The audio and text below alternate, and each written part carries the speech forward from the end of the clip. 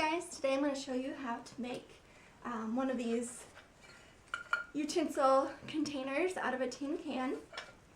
And this is part of my Crafty Classroom series. Being that I'm starting teacher assisting, I'm in the classroom a little bit more, and I've started thinking about some of the ways that I would like to organize and decorate my classroom to make it more fun. So what you're going to need is a can, and this I believe is just a Campbell's can that had the lid that you pull off. So there's no edges on it really. You want to make sure that you wash it out pretty good, and then that's okay if it has like stickers or paper or anything on the back, because you're going to be covering that up. The next thing you need are some scissors or a box cutter or something to cut your paper with. It's like scrapbooking paper, and I just got a big book of it from Walmart for $4 or $5 a while back, and it has lasted me quite a while. And what you're going to do is measure, and I used a measuring tape, or tape measure, just because I don't have a ruler with me at the moment, and you measure from the top edge to the bottom edge, and then you measure that far out on your paper, and you cut all the way across. Once you've done that, it should look something like this. And the next step, this is like the simplest project ever, but you're going to take Mod Podge, which you can get at craft stores or even at Walmart, Meijer, or if they have an off-brand, it probably works just as well and is a little bit cheaper. A paintbrush of some kind and something to put your paintbrush on when you're done with it. So the important thing to remember is that you do both sides. So it might also be helpful to have a placemat if you're worried about getting your table or furniture or tablecloth getting Mod Podge on it. And Mod Podge is basically a clear glue.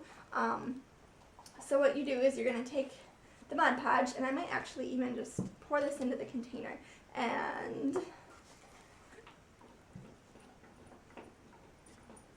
because my paintbrush I think is too wide to fit, and it doesn't take a whole lot. You can always add more, so err on the side of putting a little bit less than you think that you will need. And you just get your paintbrush pretty damp, and I'm actually going to grab a placemat, I think. And if you have just one of these kind of wipe-offable placemats, that would probably be best, or newspaper, just magazine, anything that you want to put down. And you're going to coat the entire, like, oh, I've got Alice hair already. It's inevitable. You're going to coat the entire, whoops, paper with the glue.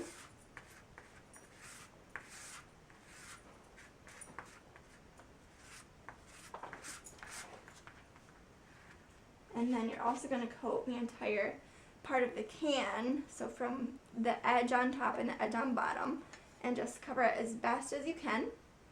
And it doesn't really matter if there's grooves in the can or not. I know there's a lot of cans that don't have all these grooves in the middle, and that's fine.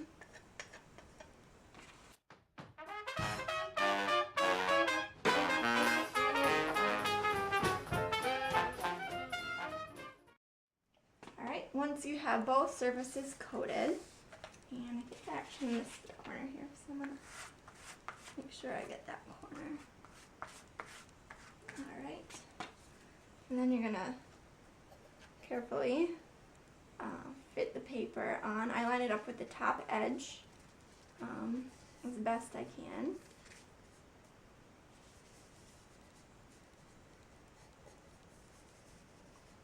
And then you just want to kind of smooth it around, make sure there's no air pockets or air bubbles in it. Kind of wipe off the stuff that gets on the rim. And that's okay if it gets on the paper on the outside of it, because we're actually going to do another layer of Mod Podge on the outside. And just a warning, this can is actually a little bit sharp if you run your finger on it this way. Not terribly, but, and it wouldn't, I don't think it would make a difference if you were pulling pens and pencils out, but just be careful. Put a little bit more glue on here for the outside.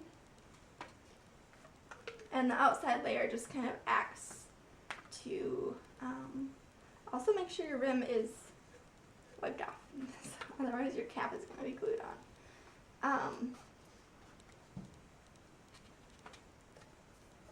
It just acts to kind of protect it, and it gives it a little bit more of a texture.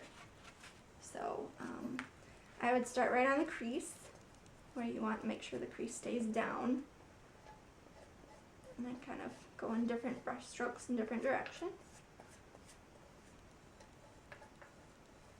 And then I'd work my way around just like you did putting the paper on.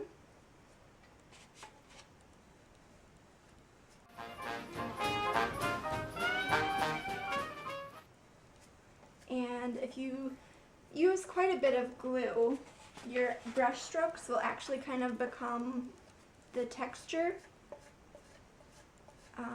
So if you use less, it won't be quite as evident. If you use a little bit more, you can kind of create different textures. Alright, and once you've got the whole paper covered, and the whole thing should be wet and sticking to the can and smooth, and then you're done. And you want to find something that you don't care if it gets glue on to set it on.